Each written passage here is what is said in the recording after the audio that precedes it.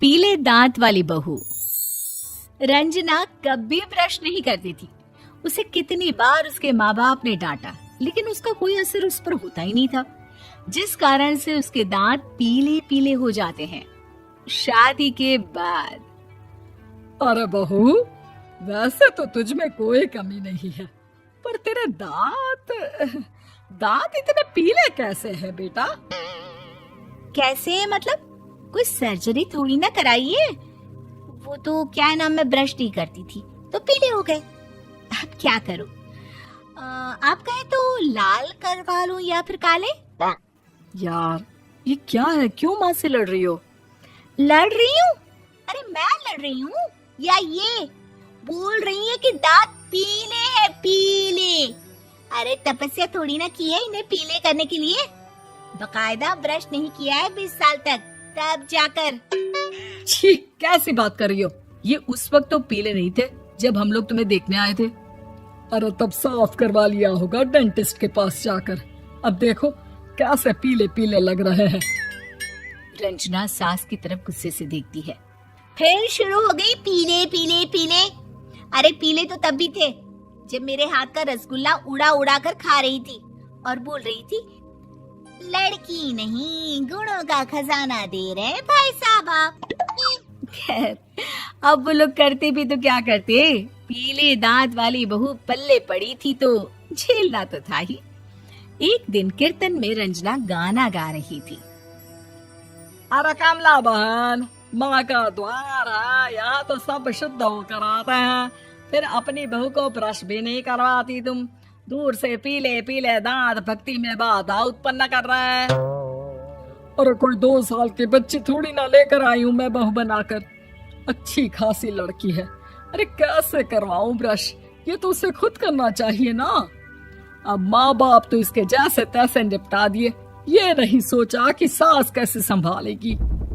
सास बहू को लेकर घर आ जाती है, लेकिन सोच लेती है कि अब इसे लेकर कहीं नहीं जाएगी। अगले रोज बहू कहती है, अरे क्या हो गया, मंदिर नहीं जाना क्या? कीर्तन का वक्त हो रहा है। मेरी मधुर वाणी से कान्हा जी जागते हैं और सोते हैं।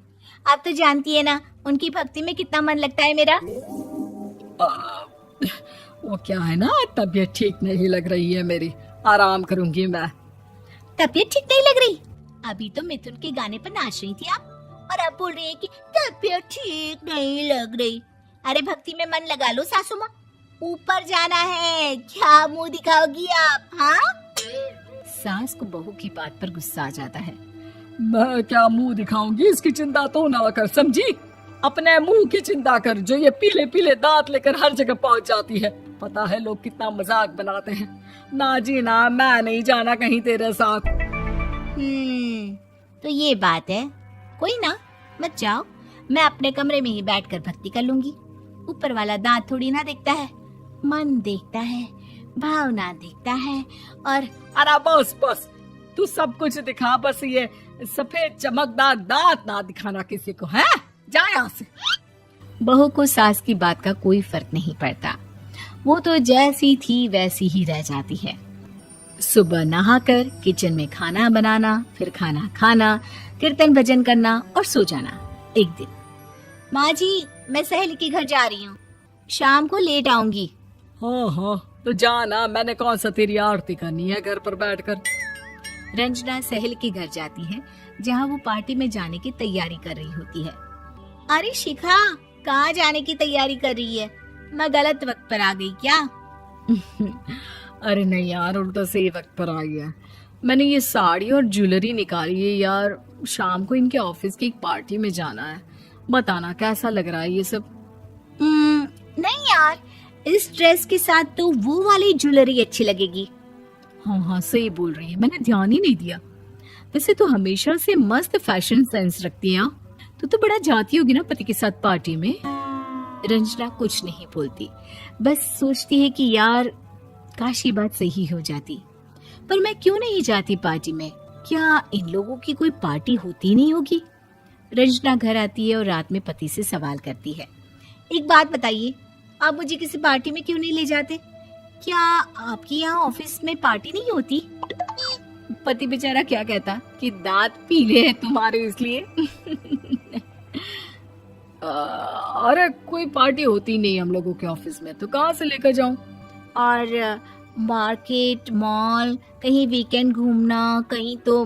अरे यार, सारे हफ्ते में एक छुट्टी मिलती है, तो सोचता हूँ कि आराम ही कर लूं। क्यों? रंजना मन मार के रह जाती है।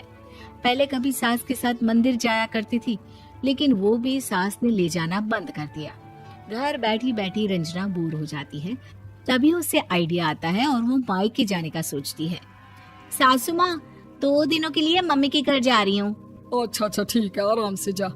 और हाँ, माँ से कुछ अच्छी आदत सीख कर आना कि कैसे शरीर के हर भाग की तरह दांतों की सफाई भी जरूरी होती है, समझी? शुरू हो गई ना आप। वो लोग आपकी तरह नहीं है कि छोटी छोटी बात का बतंगड़ बना दे। उन लोगों के लिए मैं मायने रखती हूँ, ना कि मेरे पीले पीले दांत। रंजना माँ को बिना बताए उन लोगों को सरप्राइज देती है, लेकिन जैसे ही वो दरवाजे पर पहुंचती है, अंदर देखती है कि घर वाले कहीं जा रहे होते हैं। अब माँ, काश रंजना दीदी के दांतों वाली प्रॉब्लम नहीं होती, तो वो भी हम लोगों के साथ चलती ना बुआ जी की बेटी की शादी में।